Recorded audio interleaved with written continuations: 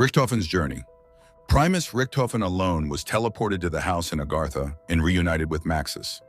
Maxis explained to Primus Richtofen the plan to secure the chronorium and locate the summoning key, and warned him that the test subjects must never be allowed to be awakened.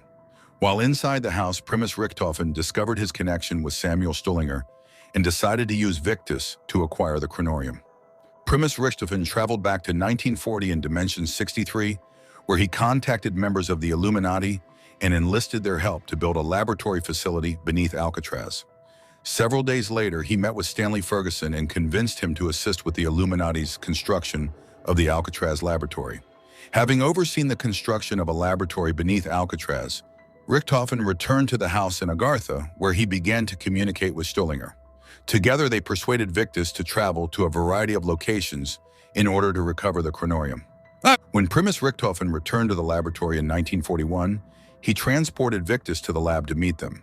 Upon reading the chronorium, Primus Richtofen discovered numerous timelines documenting their fates and learned about the blood vials.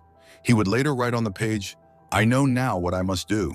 ER April 7th, 41.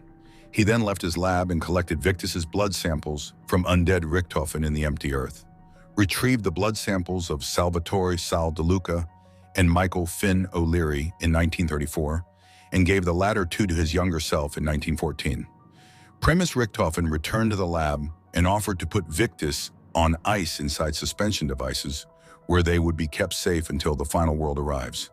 Shortly after putting Victus in stasis, the rest of the Primus team arrived in the lab from the Perdition Fracture, and Primus Richtofen gave them Victus blood samples. Following their departure, Primus Richtofen learned the location of the summoning key and traveled to Morgue City. There, he learned that the reporter had the summoning key and confronted him.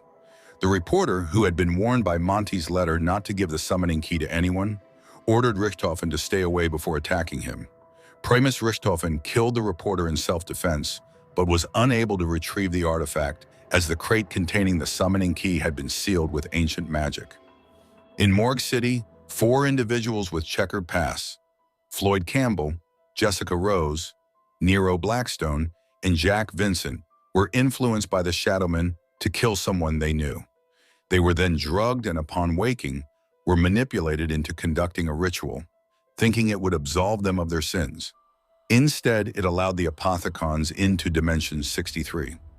After realizing their mistake, the 4 worked with the Keepers to defeat the Shadowman and trapped him inside the summoning key. Primus Richtofen returned to Morgue City and stole the summoning key, with the Shadowman trapped within it, from the 4 before leaving the dimension. Primus Richtofen then traveled to Dimension 2210, where he secured the soul of a young innocent. Returning to the house, Monty was able to give the innocent soul a physical form named Eddie. He also took custody of the summoning key, though the Shadowman ominously promised, "I'll be seeing you," foreshadowing his planned escape. Primus Richtofen then returned to the Ultimus dimension, where he stepped out of a teleporter moments after Ultimus Richtofen had teleported Maxis and Samantha away and killed his Ultimus self, triggering fractures across space and time.